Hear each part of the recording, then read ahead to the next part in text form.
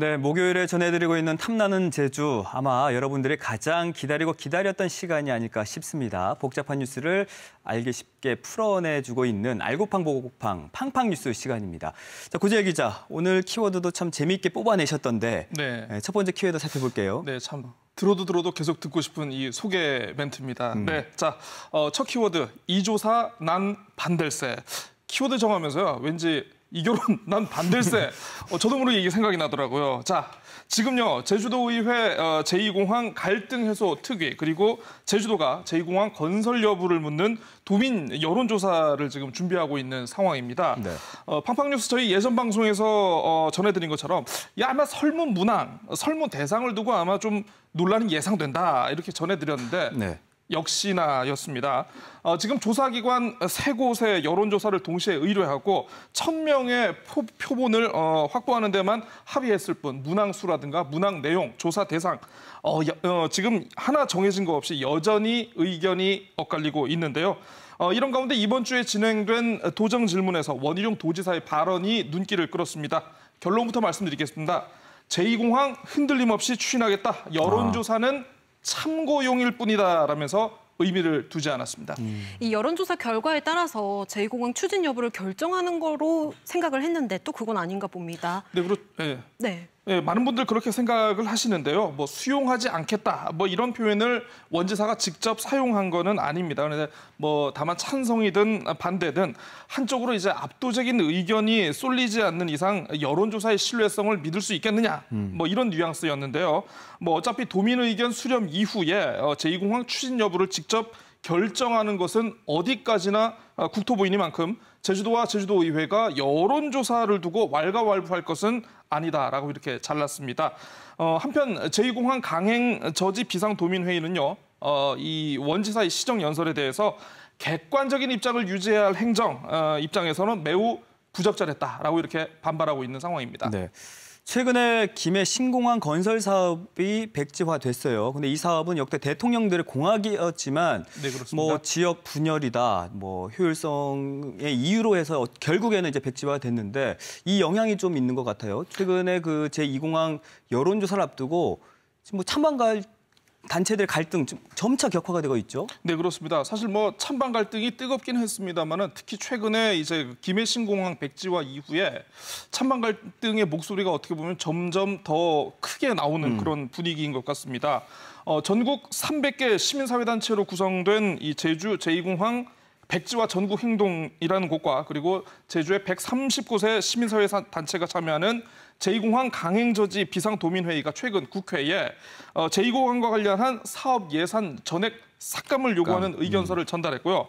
반면에 공항인프라 확충 범도민 추진 협의회라는 곳이 있습니다. 그리고 성산읍 추진위원회가 있는데 이곳 두 곳은 조속한 제2공항 사업 추진 그리고 주민 한정 여론조사 방식을 지금 제안한 상태입니다. 자, 제주도와 제주도의회 특위 내일 세 번째 실무 협의를 앞두고 있는데요. 네, 기대가 되네요.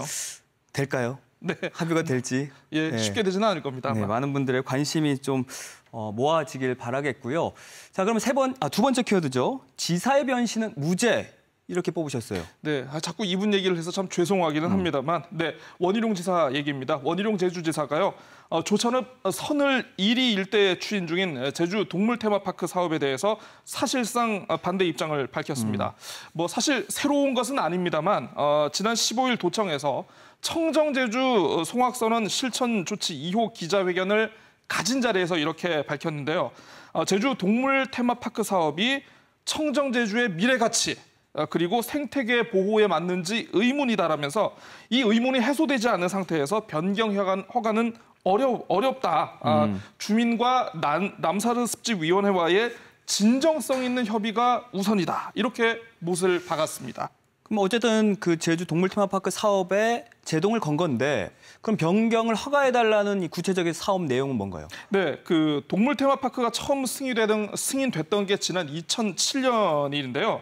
당시에는 동물 테마파크가 뭐 말, 돼지, 뭐 애완동물 이런 중심의 그 테마파크였습니다. 네. 자, 그런데 이게 대명그룹이라는 곳이 사업장을 인수한 2016년 이후에는요, 뭐 사자, 호랑이, 이런 맹수라든가 외래종 동물을 포함하는 사파리 형태로의 그 사업 계획 변경을 지금 추진하고 있거든요. 그래서 이 같은 내용이 알려지면서 지역 주민들의 반대 목소리가 더욱 거세진 겁니다. 그래서 제주도는요, 사업자에게 주민과의 협의를 사업 추진의 전제 조건으로 제시한 바 있는데, 주민과 협의를 하지 못하면 더 이상 사업은 정상 추진되기 힘든 그런 상황이라고 이해하시면 될 것 같습니다. 사실 이 제주 동물 테마파크의 논란이 시작된 지는 꽤 됐습니다. 근데 그동안은 이 도지사의 공식 입장이 거의 없었다고 볼 수 있는데요. 이번에 이 반대 측 주민들에게 힘을 실어준 셈 같은데 이 양쪽 의견은 좀 어떤가요? 네, 그렇습니다. 그 선을일이 동물 테마파크 반대 대책위원회라는 분들이 계신데요. 이분들이 일단 뭐 환영의 뜻을 밝히셨어요. 그래서 그러면서도 지사가 좀 뭔가 진정성을 보여야 한다라고 이렇게 압박의 수위를 높이고 있는데요.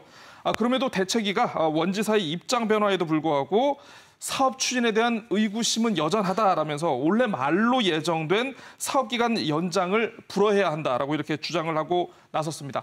뭐 사업자 쪽에서는요, 아직 공식적인 반응은 없는데 소송의 수순으로 접어드는 거 아니냐 이런 관측도 있는데, 어쨌든 송악서 선언에서 지목됐던 주요 사업들에 대한 브레이크가 하나씩 걸리면서 뭐 당시 제기됐던 오라관광단지라든가 부영호텔 등 다른 주요 개발 사업장에 역시 앞으로의 발표를 예의주시하고 있는 그런 분위기입니다. 네.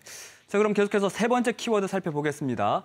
어느 가짜 농부의 풀 소유라고 뽑으셨는데, 뭐 요즘 무소유의 반대말이 풀 소유라고 하는 뭐 우스갯소리도 있더라고요. 무소유와 풀 소유가 참 많이 회자되는 한 주였죠. 네.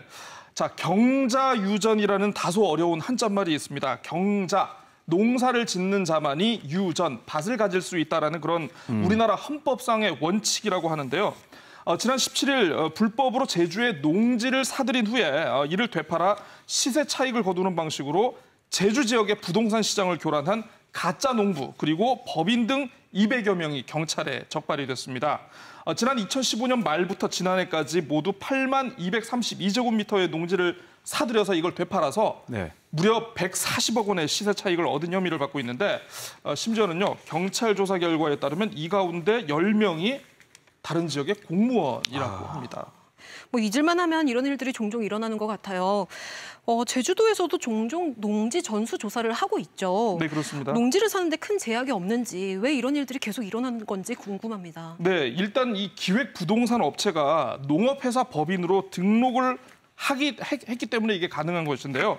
농업회사 법인으로 등록을 하게 되면 농지를 취득할 수 있는 그런 자격이 주어집니다. 자, 그래서 이번 경찰에 적발된 업체 두 곳이 이런 방식으로 먼저 농지를 사들이고 이거를 개인에게 되파는 수법으로 그렇게 사용을 했는데, 이 과정에서 일부 매수자들에게 제주도민으로 등록하게 하거나 아니면 주말 체험 영농을 핑계로 농지 취득 자격 증명서를 작성하게 하는 등 이런 관련법을 또 위반한 혐의도 함께 받고 있습니다.